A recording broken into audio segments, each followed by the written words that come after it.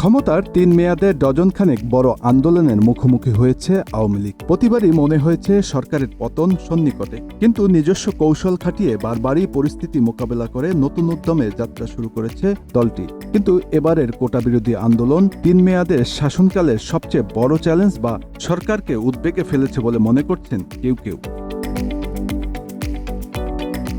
২০০৮ সালের ডিসেম্বরের নির্বাচনের মাধ্যমে ২/৩ সংখ্যাগরিষ্ঠতা নিয়ে ক্ষমতায় আসে আওয়ামী লীগ। ২ মাসের মধ্যেই শেখ হাসিনা সরকারকে মুখোমুখি হতে হয়েছিল বিডিআর বিদ্রোহের মতো একটি ভয়াবহ ইতিহাসের। মাত্র ২ দিনের মধ্যে সেই আন্দোলনের নিয়ন্ত্রণ নিয়েছিল সরকার। নির্বাচনের আগে দেয়া প্রতিশ্রুতি বাস্তবায়নে যুদ্ধাপরাধীদের বিচারে ২০১০ সালের মার্চে আন্তর্জাতিক অপরাধ ট্রাইব্যুনাল গঠনের পর থেকে দেশে এবং আন্তর্জাতিকভাবে নানা চাপের মুখে পড়ে আওয়ামী লীগ সরকার। এক পর্যায়ে ২০১২ সালের শেষ দিক থেকেই ঢাকাসহ সারা দেশে চোরাগুপ্ত হামলা ও অগ্নিসংযোগ শুরু হয়। ২০১৩ সালের সেপ্টেম্বরে জামায়াতে ইসলামীর নেতা আব্দুল কাদের মোল্লার ফাঁসির আদেশের পর সহিংসতা আরও বেড়ে যায়। এর আগে প্রথমে কাদের মোল্লার যাবজ্জীবন কারাদণ্ডের রায় ঘোষণার পর শাহবাগে গণজাগরণ মঞ্চের আন্দোলনের সময়েও দেশের পরিস্থিতি উত্তপ্ত হয়ে ওঠে। ওই আন্দোলন চলাকালে ব্লগার রাজীব হায়দার হত্যাকাণ্ড সহ নানা ঘটনায় দেশের পরিস্থিতি টালমাটাল হয়ে পড়ে, যা নিয়ন্ত্রণে আনতে সরকারকে তখন বেশ বেগ পেতে হয়েছিল। এরপর বিভিন্ন সময়ে মানবতা বিরোধী অপরাধের মামলায় কয়েকজন জামায়াত নেতার ফাঁসি কার্যকরের সময়েও দেশের পরিস্থিতি উত্তপ্ত হয়ে উঠেছিল। ২০১৩ সালের এপ্রিলে শাহবাগে যখন গণজাগরণ মঞ্চের ব্যানারে অবস্থান কর্মসূচি চলছিল, তখন সক্রিয় হয়ে উঠেছিল কওমি মাদ্রাসা ভিত্তিক সংগঠন হেফাজতে ইসলাম।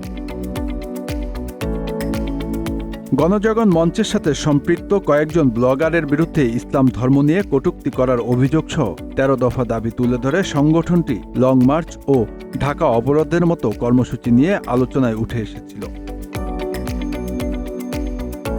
২০১৩ সালের ৫ই মে হেফাজতে ইসলাম এর ঢাকা অবরোধ এবং শাপলা চত্বরে অবস্থান নেওয়াকে কেন্দ্র করে ব্যাপক সহিংসতা হয়েছিল। যুদ্ধক্ষেত্রে রূপ নিয়েছিল পল্টন মোড় থেকে বায়তুল মোকাররম মসজিদের চারপাশের রাস্তা এবং মতিঝিল এলাকা। বিভিন্ন ভবনে অগ্নিসংযোগ, সংঘর্ষ, সহিংসতার প্রেক্ষাপটে পুলিশও কয়েক দফায় গুলি চালিয়েছিল।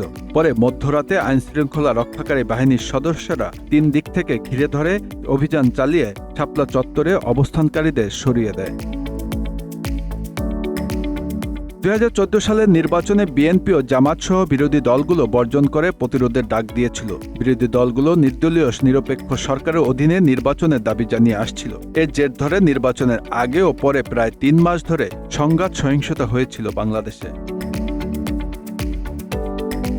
ঢাকায় অসংখ্য বাসে আগুন দেওয়ার ঘটনা ঘটেছিল। নির্বাচনের পর ধীরে ধীরে সরকার পরিস্থিতি নিয়ন্ত্রণ নিতে সক্ষম হয়েছিল, যদিও নির্বাচনের আগে ৩৮টি জেলায় প্রায় ১৫০র মতো ভোটকেন্দ্রে অগ্নিসংযোগ করা হয়।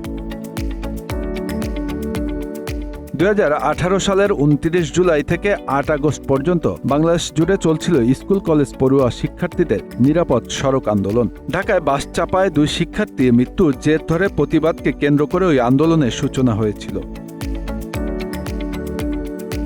কোটা সংস্কারের দাবিতে ২০১৮ সালের ৮ এপ্রিল শাহবাগ মোড়ে অবস্থান নেয় বাংলাদেশ সাধারণ ছাত্র অধিকার সংরক্ষণ পরিষদ। সেদিনই ব্যাপক সংঘর্ষ হয় এবং ঢাকা বিশ্ববিদ্যালয় রণক্ষেত্রে পরিণত হয়। পরের কয়েকদিন নজিরবিহীন আন্দোলনে সারা দেশে শিক্ষার্থীরা জড়িত হয়ে পড়ে এবং যা পরবর্তী কয়েক সপ্তাহ ধরে চলে। একই বছরের ডিসেম্বরে একাদশ সংসদ নির্বাচনকে কেন্দ্র করেও চাপের মুখে পড়েছিল আওয়ামী লীগ সরকার। ওই নির্বাচনে বিরোধীরা অংশ নিলেও ব্যাপক কারচুপির অভিযোগ ওঠে। তবে এর বিরুদ্ধে আন্দোলন শুরু করলে পরে তা ধরে রাখতে পারেনি বিরোধী দলগুলো। ২০২৪ সালের জানুয়ারিতে অনুষ্ঠিত দ্বাদশ সংসদ নির্বাচনও ছিল বিরোধী দলহীন। এ নির্বাচনের অনেক আগে থেকেই যুক্তরাষ্ট্রসহ পশ্চিমা দেশগুলো অংশগ্রহণমূলক নির্বাচনের জন্য সরকারের উপর প্রচণ্ড চাপ তৈরি করেছিল। তার আগে ২০২১ সালের ডিসেম্বরে র্যাবের উপর যুক্তরাষ্ট্রের নিষেধাজ্ঞা সরকারকে ব্যাপক চাপে ফেলেছিল। সবশেষ সরকারি চাকরিতে কোটা প্রথা নিয়ে টানা আন্দোলন শুরু হয় গত মাসের ৫ এপ্রিল। শুরুতে এই আন্দোলন অহিংস হলেও তা সংঘাতপূর্ণ হয়ে ওঠে ১৫ জুলাই থেকে, যা এখনও চলমান। বিশ্লেষকরা বলছেন, এবারের আন্দোলন ৩ মেয়াদের শাসনকালের মধ্যে সবচেয়ে বড় চ্যালেঞ্জ বা উদ্বেগে ফেলেছে সরকারকে। Bangla affairs news desk.